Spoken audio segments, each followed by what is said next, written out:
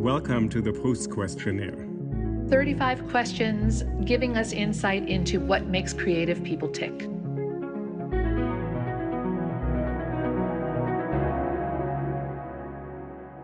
So, hi, Caroline, how are you?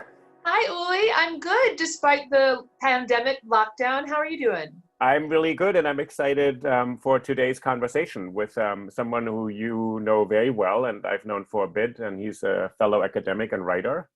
Yes, a wonderful friend of mine and wonderful writer and scholar. His name is Maurice Samuels, nickname Maury, which I think I call him probably involuntarily on the podcast throughout. And he is a specialist of 19th century French literature and also Jewish studies. He's a professor at Yale. He runs the Center for the Study of Antisemitism at Yale. And he's an author of 4 books. And you know a little bit, I think, about the latest book. And The Betrayal of the Duchess is about a woman who tried to put her son on the French throne in the mid-19th century, her 11-year-old son. And I said to Maurice somewhere in the podcast that it's like a plot line in Game of Thrones of a mother who is putting her 11-year-old son on the throne. And this doesn't end well for anybody in the story that Maury tells, right? That's correct. Yeah, and he tells it with a lot of kind of colorful prose. He's a beautiful writer. It's his first book for a broad audience. His 3 previous books about 19th century French literature and culture and Jewish studies were all more scholarly. So The Betrayal of the Duchess is kind of his breakthrough book. It's just come out. And it's fun for us to get to talk to him because this is the first podcast we will have done since the coronavirus hit and since we all had to start sheltering. That's right. So we look forward to, we'll bring him on now and we'll have this conversation with Maurice Samuels. So excited. I'm so happy to be here. Thank you for inviting me. Thank you for being here. One of my favorite people in the world. Welcome. Thank you. Welcome, and also congratulations on your recent book publication. So we're very excited about that. Oh, well, thank you. Thank you. Yes, Maury, The Betrayal of the Duchess. Maybe we'll get an occasion to talk about it during the podcast. It's a fantastic book. So congratulations. Yes. All right. To begin with a fun one, what is your idea of perfect happiness? Yeah, so I'm actually almost on the verge of feeling it right now in a way, because perfect happiness for me is the moment right before the summer starts. And it's like totally deep for me. It goes back to when I was a little kid in school. And of course, being an academic, it's arrested development. So I'm still in that mode. But like the moment when the summer is just stretching out before you in pure potential, you don't have any of that guilt that you've failed to do anything and it's almost over, which basically sets in for me like a week in. But like right now, as I'm waiting for my papers to come in into great exams, it's all like stretching out in front of me and it's like pure bliss. It's all potential. Oh, that's amazing. Yeah, I see what you mean. Isaac Mizrahi, who's been on the podcast and whom you know, Maury, often says that his mother calls him every 4th of July and announces summer's over. It's so funny you say that because I had a very depressing great aunt who used to tell me that as a little kid on July 4th, exactly the same thing. She would say the summer's over. And as a kid, when you're little and the summer seems so long and, it was a crushing blow. But anyway, I hear that in my head every 4th of July. So it's definitely downhill by then. But to me, it's almost ruined like a week in. It's still almost over and I've wasted it. That's the horrible part. Yeah. Well, and it's May 6th today for our listeners. So we're recording this. You have less than 2 months of summer left then. Yeah, it's almost over already. So we go into the second question. What is your greatest fear? Yeah, well, that one I think is probably everybody's greatest fear right now, which is getting COVID or getting sick or having a loved one get it. I think there's a lot of that going around. And like every day I'm like, I'm not going to read more stories about like horrible things that happen to you when you get this disease. And then inevitably I do. And in fact, I was right before this just reading in the New York Times, these like long descriptions of like all the crazy, horrible symptoms and the existential angst of not knowing if you're kind of okay, but could it turn bad? So anyway, that is a big fear, like practically moment by moment now. Yeah. No, and it is, we were saying before we started recording that you're our first COVID lockdown podcast. So it's interesting to have your responses in contrast to the before lockdown, before COVID crop of interviewees we spoke to. Nobody mentioned this virus as a fear, obviously, a few months ago. And now, you're right, I think a lot of people are really scared. What is the trait you most deplore in yourself? Yeah, that I would have to say that I don't always appreciate the good things that I have in my life. I feel like I quickly, like when something good happens, I pass over it and then immediately start fixating on all the bad things. And I wish I could change that. Like, I wish I could just pass over all the bad things and focus on the good things. But I don't know, I'm not good at that. And I would love to change that if I could. I know that you have a meditation practice. Has that been even helped to mitigate that quality a little bit for you, or not particularly? Yeah, well, that's something I feel like we need to tell the viewers that, which I'm sure you know, that I'm like the least likely person to have a meditation practice. That's why it's so great. Yeah, but, and as Uli probably knows, it all happened because of this place called Mindful, but without vowels. So Mindful, which opened on 8th Street in our mutual neighborhood where we all live. And I started going there. And yes, so that is something that I've been trying to definitely to work on, you know, and there's like, there are different kinds of meditation practices, but like one of them is the gratitude practice where you like literally just focus on, you know, things you're grateful for. So that, yeah, that's been helpful, but it's a long process. What is the trait that you most deplore in others? Yeah, there I think I have to go with, it's maybe a tie between selfishness and lack of compassion for other people, both of which I feel like are manifest daily in the 2-hour nightmarish press conference by Trump. I feel like those are his two main characteristics. Maybe narcissism, selfishness, and lack of compassion, like which it's just, you know, spectacular displays of that on a daily basis. I mean, I've now like I can't watch it anymore because it's so disturbing, but you know, that to know that we have a leader who has those as his main characteristics is a particularly horrifying, you know, thing. And right now in the middle of a pandemic, it's like exactly the traits that are worst suited for it. The following question wants you to focus exactly on the opposite. Which living person do you most admire?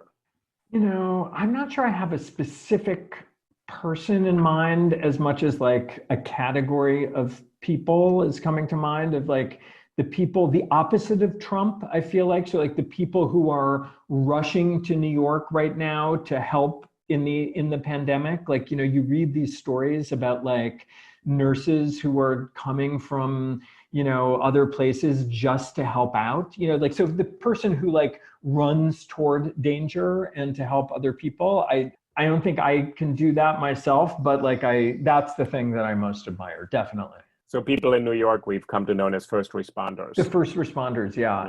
And like, you know, the people who didn't even have to do it, you know, and who are doing it anyway is just so incredible. Right. You know? Well, that's something we remember from 9/11 also. Right. Yeah. Rushed in to help people. Right, yeah. Exactly. What is your greatest extravagance?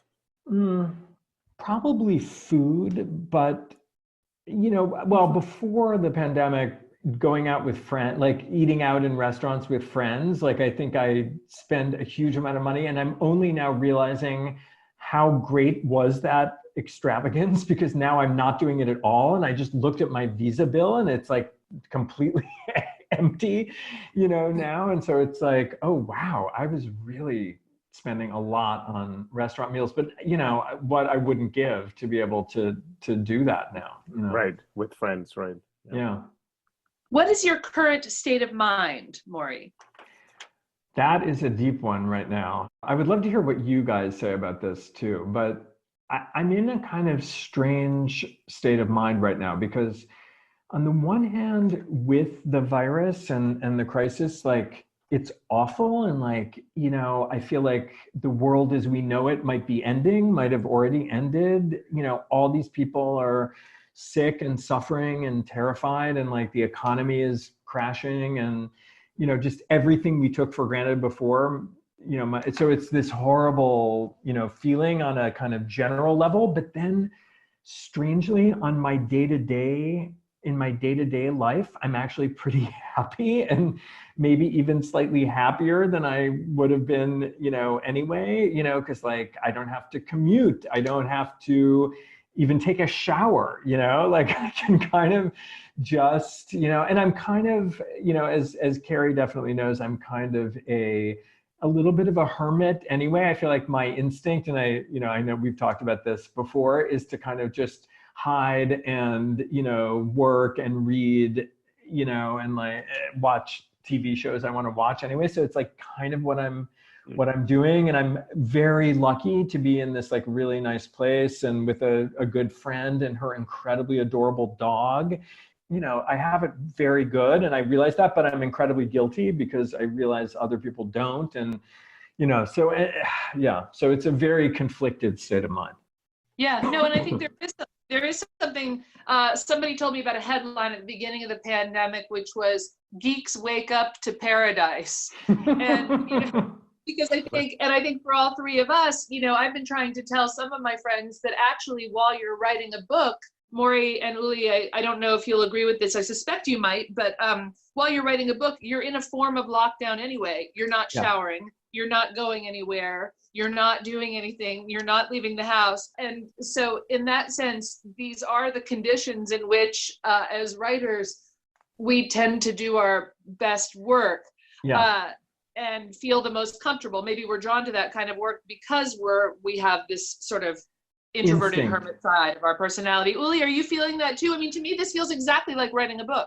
I feel it's hard because I find it hard to focus for long periods of time. Yeah. So I feel I'm drawn out. I feel I'm acutely present, being challenged to do something. And I think the temptation had been to think about, what does this mean? Where is it going to go? When are we going to be released from this lockdown? So I feel a sense of acuity that, not always in a good way. I also feel I can't really sleep. So I'm sort of too much in the present without knowing what to do in the present. So also my days are both empty and totally busy. It's this strange. So my state of mind feels like kind of not on edge, but kind of on alert, like on high alert without knowing really where to turn this energy. So I'm trying to think of things, and actually doing this conversation with you is it's nice to actually, what I miss most is to be with people. And I do miss it. I actually miss that profoundly. And I realize also how much being in physical proximity of people is just vital. So I think there's a sense of being very alert and like both alarmed and both awakened. Yeah, I also feel like if I knew this was just going to be 3 months and then we could go back to the old thing, I think then I could really enjoy it, you know, assuming, you know, that nothing bad happens. But not knowing whether there's going to be like a life or world to go back to that is adding a whole other level of existential dread to the situation. Yeah. All right. On a completely different note, what do you consider the most overrated virtue?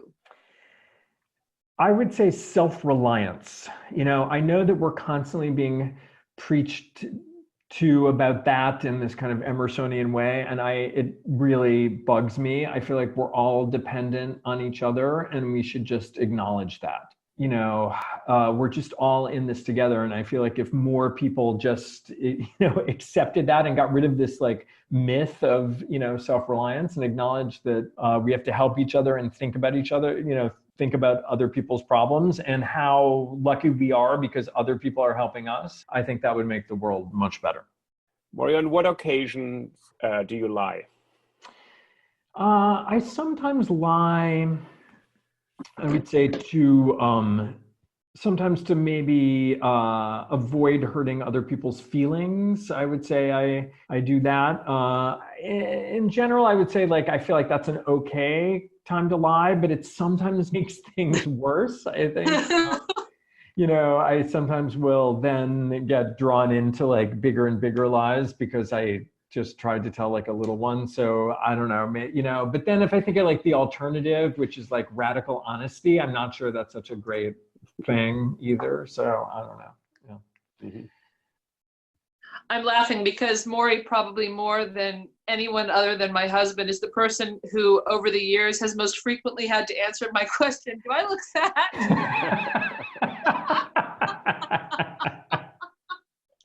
And I know there are many times when you've lied, so thank you for that, Maury. I have never lied about that your one. lack of radical honesty has preserved my fragile sense of self. Okay, and kind of in that vein, and this would sound, I think, like a frivolous question in the age of lockdown, but I think it's also a question that maybe a lot of us have on our mind more these days because we see our own faces more often on Zoom all the time and FaceTime. What do you dislike the most about your appearance? Yeah, this is one that I think lockdown has really shifted a little bit. There are many things I dislike about my appearance, but one of the big ones is I have this horrible cowlick that just like, no matter how they try to cut my hair, this like thing in back just sticks up. And it's like the person who cuts my hair, it just curses it every month. And strangely, in lockdown, I now haven't had a haircut in months, and it's getting much better. So I don't know. Maybe it's just like the long hair is making it. Maybe it's just a short hair thing. So I don't know. But that's definitely one that bothers me. There are probably other, more private ones that I will not discuss. But that is a big one that I think of like at least every month. Mm-hmm. Yeah, I want to tell our listeners that your cowlick is not visible at all on this Zoom call. So no, but it's very, very bad when I wake up in the morning because my hair is now super long. So now I have all this gunk in my hair to keep it from sticking up. But yeah. We'll be sure to include a picture on our website that you can choose. You can look like look like Tintin or something. Yeah. Downtown. Which living person do you most despise? That's an easy one. I mean, do I even need to name him, our orange president? Okay. Yeah. You're not the only one to obviously feel that way or give us that answer. Which words or phrases do you most overuse? This one is one that I think about in terms of writing, because I just finished writing this book and, had to go through the editing process of that. And, you become aware of these tics that you use, in writing. And this was my first attempt to write a book, a non-academic book, a trade book for like normal people. And I had to kind of like train myself out of academic discourse that I know you guys know how hard that is to do. One big one was however, and I realized like, not only does that sound sort of pedantic and just boring, but I was using it constantly. And I realized like it was actually structuring my thought. Like I couldn't have thoughts that didn't lead to a however, it's sort of like the kind of taste for paradox. And, and my editor was like, no, you cannot say the word however, really, maybe though you could get away with. But anyway, so that's just like a big one that's like, I've been thinking of a lot lately. What or who is the greatest love of your life? There, I think I'll go Proustian and say my mother for that. Yeah. That's a good one. Yeah, I think that was classic. what Proust gave this, when Proust took this questionnaire, I'm pretty sure that's what he said. Yeah, that's what right? he said. Yeah. And that his greatest fear or his greatest idea of unhappiness was to be without maman. Right. And didn't he write? So we'll see. Didn't you answer this when he was like a teenager or something? 15. Yeah. 15, right. And then again at like 17 or something. Yeah. So. But what's a nice Proustian way of thinking? His mother was not your mother, so it's a different love. So in some ways it's the same answer, but it's probably like what Proust would be interested in. It's such a different love because nobody has the same. I mean, and siblings maybe do, but even they have distinct relationships. Yeah, and Carrie knows this, that like one of my favorite moments in the novel in Proust is when he's in Venice with his mother and he sees this particular ogive window and he's narrating this from the perspective of already having lost his mother and knowing that when he sees that window, like in a museum, the window, says to him the thing that he, that means more to him than anything else, which is that I remember your mother. It's like the most beautiful, Oh, art. yeah. Yeah. No, that's amazing. That's quite Thank you, beautiful. Maur, because not yet, and not most of our respondents don't necessarily come up with an example from Proust to flesh out their questions, and it's not obligatory, as we make sure to tell them, but it's wonderful that you could add that to our podcast. When and where were you happiest? I think I was happiest. I can actually sort of pinpoint that, which is, even though I'm normally, I would say, happiest in retrospect, also in a kind of Proustian way, like less in the moment than more like later. Even like my friend Laura, who I'm in lockdown with, constantly reminds me of this. She's like, you were miserable in that moment. And now I look back on it nostalgically. But like one moment where I'm pretty confident I was happy in the moment was when I got my first apartment in New York, the apartment that I still have. I had always dreamed of having my own apartment in New York, and I finally got it. And I moved, so this was like December of 2007. And I moved in and like the apartment was totally empty, and I was on an air mattress on the floor and looking out my window, and there was the Empire State Building. And I was like, wow, like this is great. Nice. So, It's and I had amazing. just like, escaped, having lived nonstop in New Haven for a year and a half. And I was totally, which you guys also both relate to. So it was all the sweeter. It's escape to New York, and it was like the beginning of summer. Yeah, exactly. Right. Right. Although which- I've actually kept up I still really like my apartment. So Which talent, presumably one that you don't have right now, would you most like to have? I think probably like a lot of people, I would like to be a great, or probably like a lot of literature professors, I would love to be a great novelist. I think that would be, an incredible talent. I wish I could do that. Probably number 2 would be to be able to nap, I would say, during the day. I can't nap at all. Oh, really? Yeah, I'm a really bad napper, and I'm very jealous of my friends. I feel like that is a real talent, to be able to shut everything down and just like relax in the middle of the day. Can't do it. Oh, I cheat in meditation all the time, and I totally fall asleep. So actually, that helped me a lot. I have a great napping skill now. Since I Well, started maybe meditating. Uli, because I'm with Maury, I would love to be a novelist, and I can't nap. And Uli, you are a novelist and you can nap. So I'm wondering if Maybe they go are together. somehow interrelated. Yeah, do they go together? I do actually But think they go together. I think there's that moment in writing when you just want to crawl under the table or something, so you shut down and sleep for 20 minutes. Definitely there's that, yes. Okay, Maury, if you could change one thing about yourself other than your cowlick, what would it be?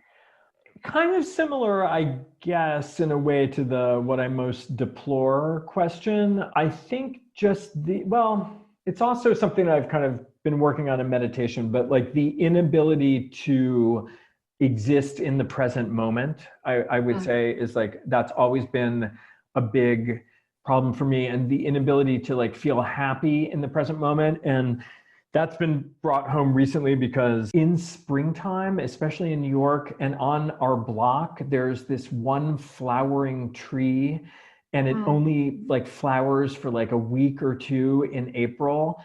And I both like look forward to it and then also dread it, and it makes me intensely sad. Like I can't just enjoy that moment, but I'm intensely aware it's going to end. And I've always felt that dread of something ending, ruining being in the present moment. And then I found out that there's actually like a whole concept in Japanese about this, which is the particular kind of sadness you get when the cherry blossoms come out.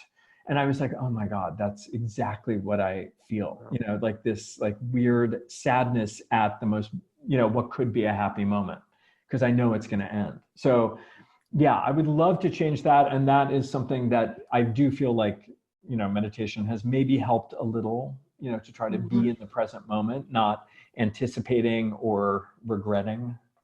Mm-hmm. Yeah. What do you consider your greatest achievement? Probably, I would say my friendships, I would say, are greatest. I'm something that I work on and something I'm proud. I feel like I've assembled like a museum of like really great people, and I feel very lucky about that.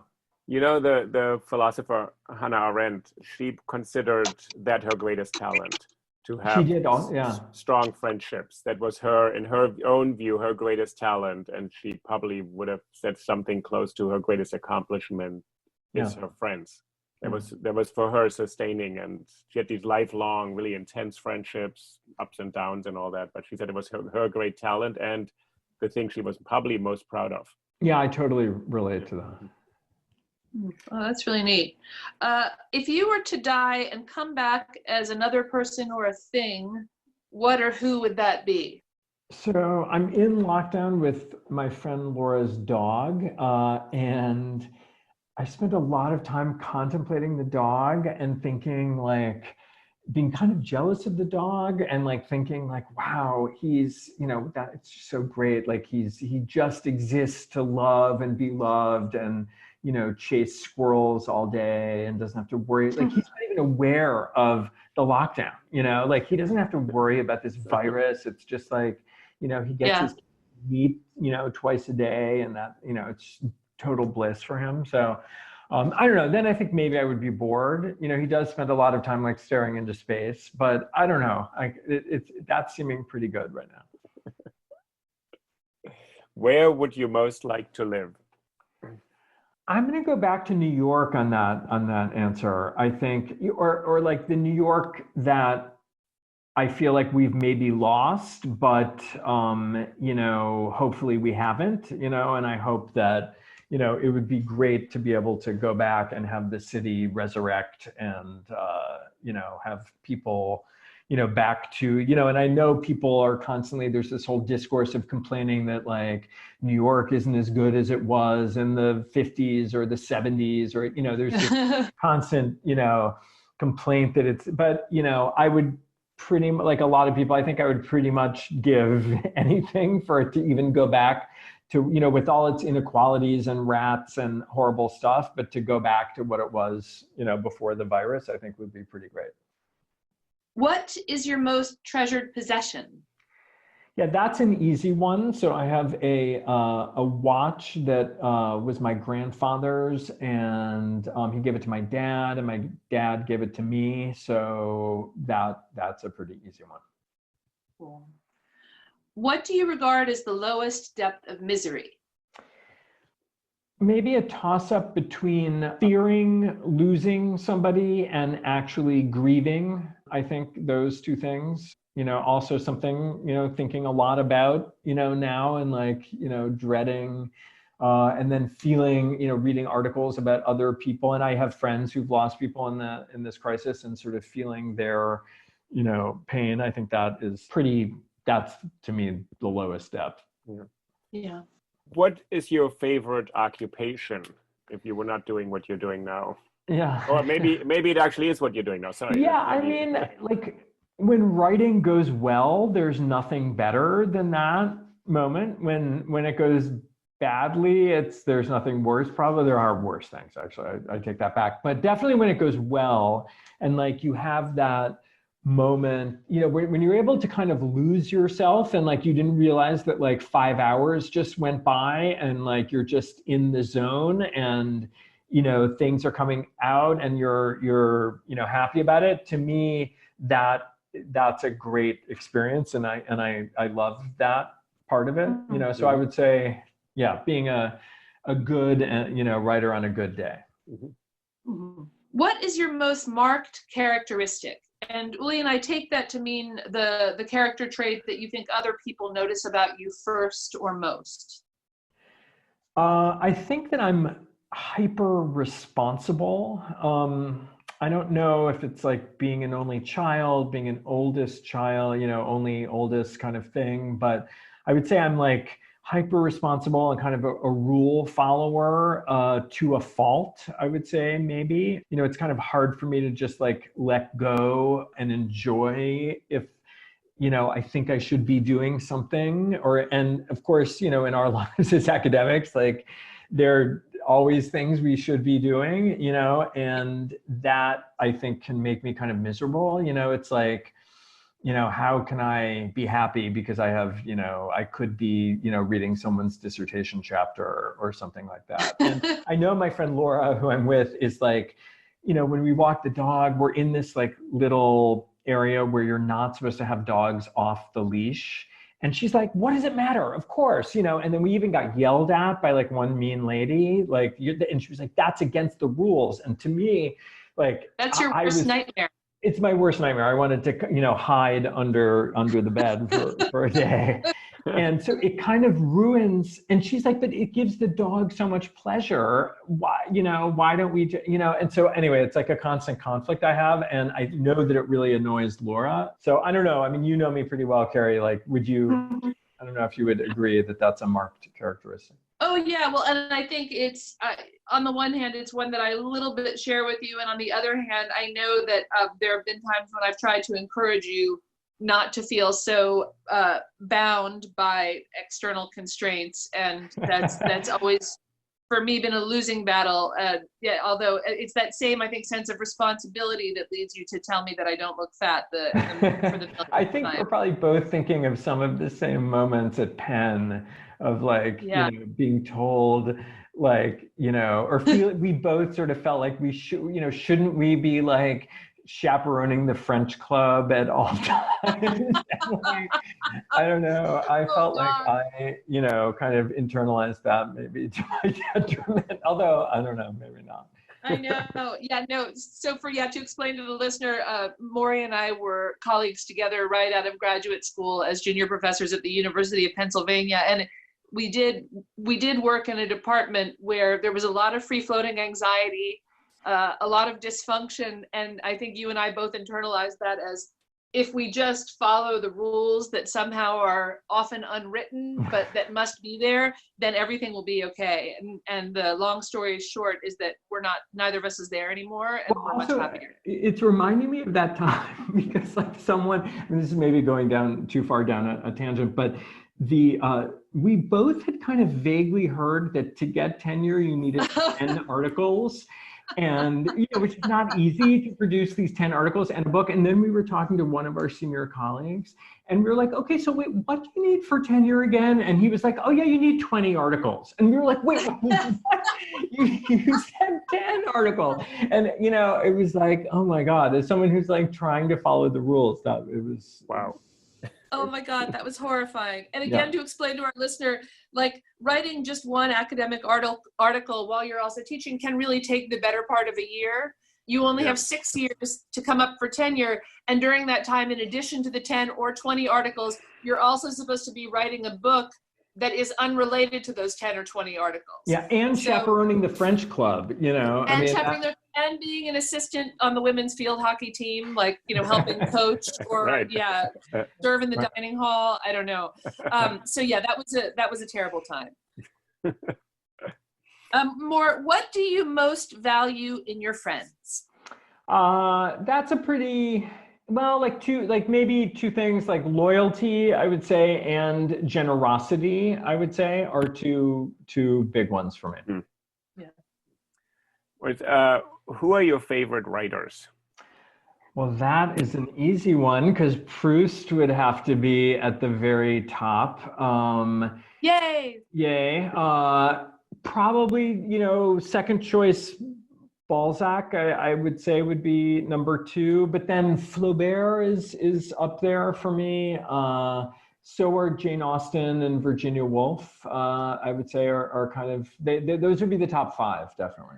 Is there anything you're reading right now while you're in self-quarantine or in lockdown? Yeah, I'm actually reading a quite amazing novel that I had always wanted to read. So this was a good kind of use of quarantine, which is The Leopard by Lampedusa.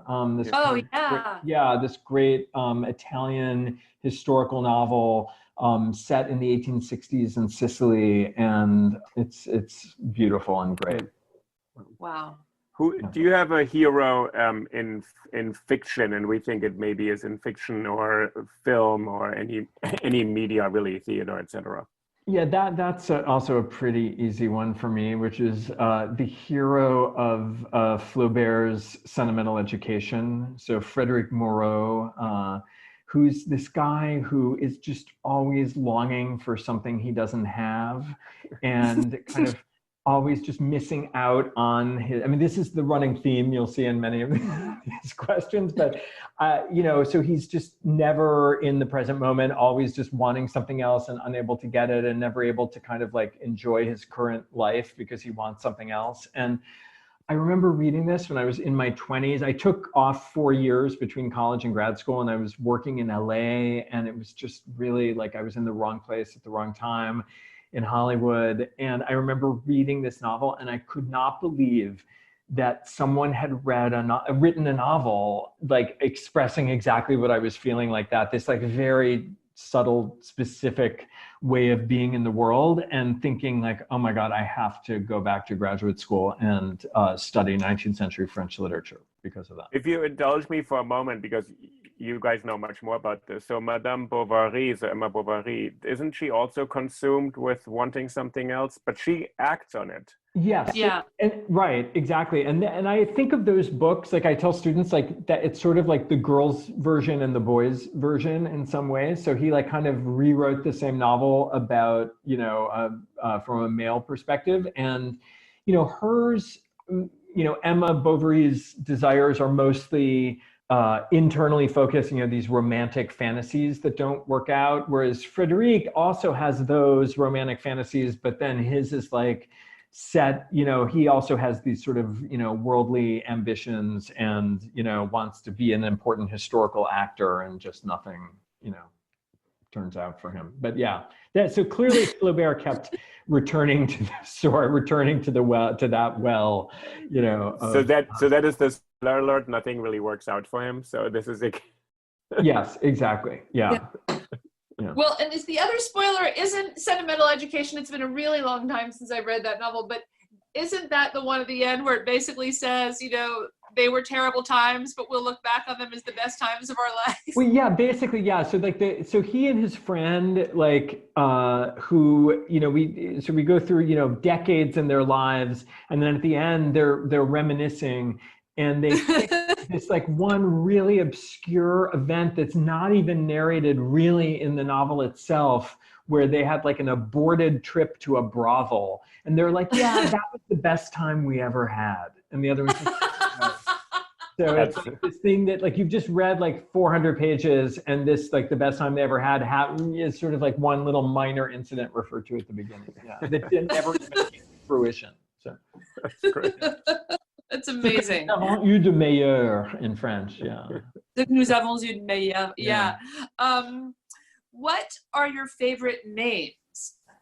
That's sort of a fraught one for me, because I always hated my name, being named Maurice or Maury growing up, in the 70s. And like, wait, what? I have this like really old-fashioned, horrible, vaguely French name that just is totally incongruous. And so all I wanted growing up was just a normal American name. I wanted to be like just like Mark or Mike or something like that. And and I've never really outgrown that, even though now everyone's like into giving their kids weird names, and so now it's cool to have like a weird Third Republic old-fashioned name. Like I know friends who've named their kids like But but I've never been able to get out of that jealousy of people who have these normal American names. Although I have to say, where I am in Michigan,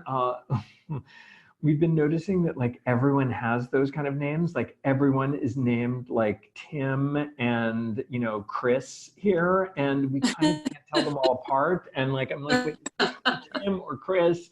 And, you know, we keep passing these people. And so I guess I'm coming out of my hatred of my name. I'm seeing maybe more of like the advantage of having a bizarre, you know, old-fashioned name, but yeah. And I think a lot of those typical American names are biblical names, right? It's Michael and Thomas and Marcus, and so they're actually really so rooted deeply in Christian culture, right? Although Tim, is there a Saint Timothy? There is. Yeah, there must be. Yeah. I think they all come out of the article that there have been no important people named Tim in history. That Tim is a name. Yeah. That's my husband is, as I think you both know, is one of many siblings, and they all have. His mother was a minister's daughter, and they all have kind of apostles and saints names. Yeah. And one of my favorites, I mean, I like all of them, but one of my favorites is actually Tim, and so I'm disappointed now to have to think about this and potentially report, at least to Paul, my husband, that there's never been an important Tim. There's never been a president Tim or a no. Tim. And I remember trying to spend some time thinking about that. I mean, you know, I'm sure there've been many good people named Tim, but yeah. So to our listeners, that's for every Tim out there, you have room to really make your mark. And I have nothing against Tims. I like many Tims in my life also, but I just remember reading that article. Yeah. So my best friends are named Tim. Yeah, Uli, that's a really good point. Tim is like open, sort of clean slate to make your mark. That's right. You're not going to be the fourth, you know, Edward or something to make, or Charles to make a mark, or Philip. You're actually the first Tim ever. Yeah. So Carrie, go back to question 29. You still have that one? Oh, I'm so sorry. That's okay. Okay. Which historical figure do you most identify with? I don't know if it's historical. I mean, it's kind of a contemporary person, but I have to say, I identify and feel a lot of sympathy for Hillary Clinton, I have to say. I mean, you know, she like tried so hard and was like so deserving. Is that why you went to Michigan? What? That's why you went to Michigan, to make up for that? Yes, I know. It's deeply painful to me because like, you know, she really deserved it, and she did everything like to deserve it, and her whole life was like leading towards this, and then it got robbed from her by this like total jerk who broke all the rules. And I mean, I look at her and I think how galling that must have been, and I don't know, like I just totally identified with that kind of like, you think you did everything right, and then it's taken away from you.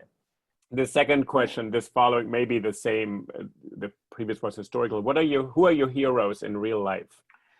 Well, that is actually no. I mean, I would say like definitely again like the first responders. I would say like the doctors and the nurses who are helping people around the world, and especially in New York, I would say.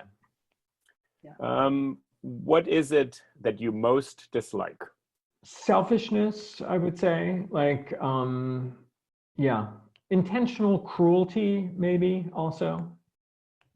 Those are up there. Given the sort of state of mind and psychological disposition you revealed over the course of this interview, I think this is going to be a tough one, maybe. What is your greatest regret? Meaning it could be everything, right? Well, yeah. Just when you talk about, you know, looking back and not, you know, not having been happy in the moment, and right. You know, letting these moments pass you by or not appreciating them when you can. Do you have a kind of a specific instance of regret that particularly stands out in your life? I mean, kind of more just like a general feeling of maybe not always having put myself out there more, or like risked vulnerability more. I would say that's more like a running theme. I can't like point to any like one specific moment of it, but yeah, sort of like maybe playing it too safe sometimes. Yeah. Playing it too safe in what? Professionally, personally? Maybe a little bit all of the above, you know, maybe, yeah, like, it's just, you know, always seemed, probably, I don't know. I was gonna say like, you know, probably romantically, like never being going up to the woman and saying, like someone who I don't know, and, have some like line, and like thinking, okay, this could fail, but so what? I would never take that risk. And so I would say that, but then also professionally probably too. I mean, I think I don't regret, what I did. And like, I like in many ways, the work I do, but like, I do, I did have this moment of, a few years in Hollywood trying to be a writer. I don't think that was the right thing for me, but like, I think I, do regret not, maybe trying also to be an artist and trying also to be a writer. And I think I kind of played that safe a little bit more and went to what I knew I was good at rather than risking a little bit something that I didn't think I was good at. Maybe this is a nice moment for you, since the Betrayal of the Duchess, your book that just came out, is actually a departure from academic writing. So Caroline and I have both done this, and it is a step into another space. It's exhilarating. To me, that was, I would say, a step in that direction, to learn how to write in a different way, and to try to, I think it was a more, not that academic writing isn't creative, because I think it is, but to try to tap into, to actually tell a story, I think was really exciting for me and kind of stretched me in this new way. So yeah, I would say, baby steps towards, overcoming those regrets. And that definitely was a big one. Yeah. Okay. The next question is a heavy one. How would you like to die?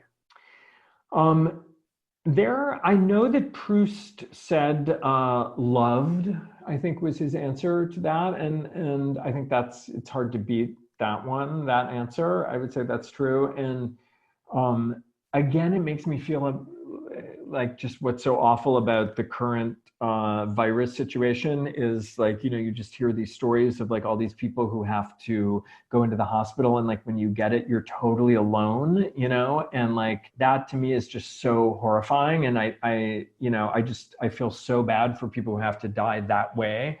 And not that, we ultimately all are alone when we die, but, I've just been hearing stories of people who, a friend of mine who like, they had to say goodbye to his stepfather on Zoom, I mean, it's just hard to imagine something sadder than that, I think. Right. Yeah, it's terrible to imagine. Yeah. What is your motto?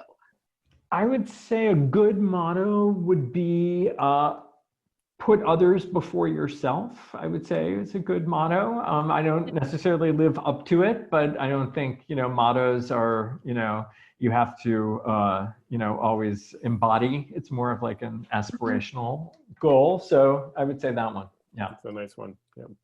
Well, is there somebody Carrie and I add a question to this. Is there somebody you would like to hear from to answer these questions who we could invite on the podcast? Anyone you can imagine, anybody from the whole world, and we prefer living people. I mean, someone you know or someone you don't know, or both. Right. I mean, I would love to hear Hillary Clinton answer some of these answers. If she would, do it honestly at this point, that would be a big one for me. We'll tell her you sent us. That's great. Okay. Maurice, thank you very much. Maurice Samuels, you were a wonderful guest. So yes, thank you so much for participating today. Yeah, thank you guys so much for inviting me. It was super fun. Cool. And we wish you the best of luck with your book that's come out. We're going to put that on our website. So we have a website, and the podcast is hosted everywhere you can find podcasts. So hopefully people will pick up The Betrayal of the Duchess. Tell us in one sentence what that book is about. Yeah, it's about this tiny 4'7" Duchess who led a civil war to reconquer the French throne for her 11-year-old son. And it's about the man who betrayed her, who was the son of the chief rabbi of France, and how this case set off the first anti-Semitic affair in modern France. It's straight out of Game of Thrones. So. That's what. Yeah, I have not watched Game of Thrones, but that's what I've heard. That's how I should pitch it exactly.